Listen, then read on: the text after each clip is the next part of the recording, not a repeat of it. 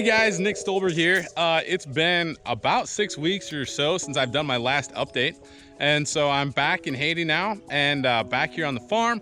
And I wanted to give you guys an update about all the stuff that's going on. So first off, a while back, we had posted about having difficulty getting chicks. Since that time, they've really kind of figured out the system better, the suppliers we've been getting them from. And we have had 3 groups almost back to back to back. And so right now, all of our structures are full. We've got chicks in the brooder house and we're butchering chickens. And so we've got, I think, 3 age groups right now on the farm, which is exactly where we want to be in. And so chicken production has gone up drastically since this summer. And so that is a huge praise report for us. We're doing great. Chickens are everywhere. Second to that, our pigs are doing really good. So we talked a little bit in some of the prior videos about African swine fever and it now being present on the island of Hispaniola.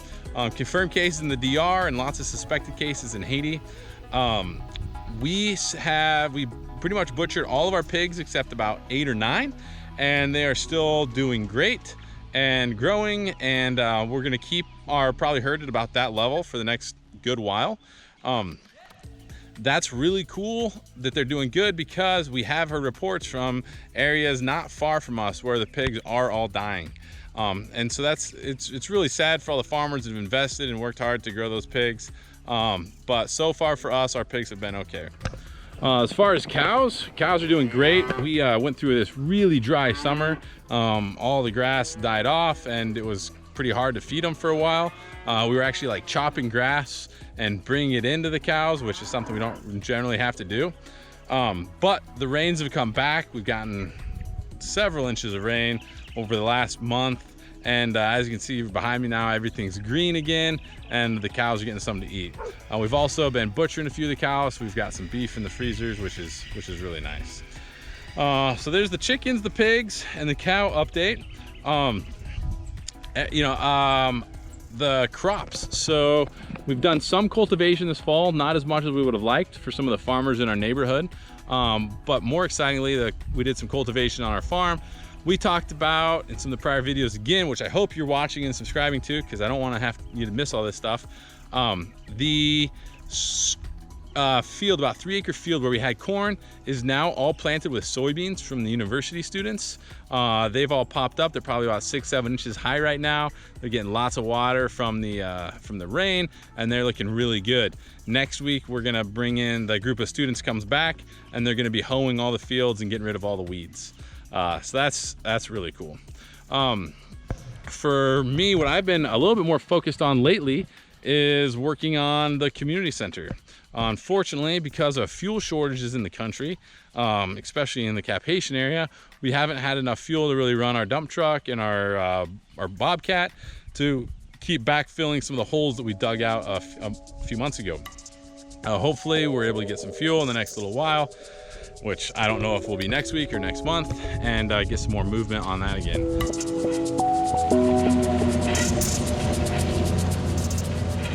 Yesterday we got the well drilling rig out because it's only going to use a little bit of fuel, and we took it over there. We fixed a few more things on it. We started drilling, and our mud pump just wasn't working very good. So I've got some guys at the store right now that are purchasing a new mud pump for us, and we've already drilled 10 feet, and you know that's a great success. So I can't wait to get back with that pump and we can keep going with that. So I did want to also give you guys a little bit of update about our family.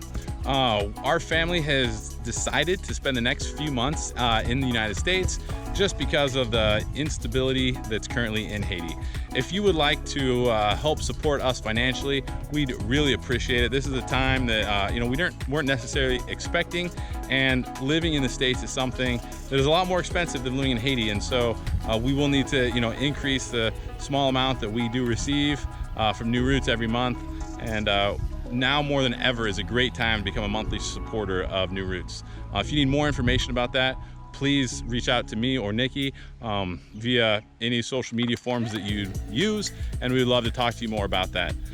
It will also mean that we're both going to be in the Washington State area more, and so if you are group of people would like to meet with us to find out more about New Roots, about the farm, about the community center, about what we're doing, we would love to meet with you guys. This gives us, because we're going to be in the States, we don't like to stop talking. We're thinking about Haiti, and so giving us anybody to talk to is always a great outlet for us. And finally, just continue to pray. Right now, there's still the 17 missionaries that are kidnapped down in Port-au-Prince. There's a lot of buzz about what's happening with them, about ransoms, about the whole situation. And because we don't have a lot of facts, we're listening just as much as you guys are too. And so all we can do is bring it before the Lord. We can pray for them. We can pray for their families, and hope that the situation resolved quickly for them. We continue, it's very far away from where we're at up here.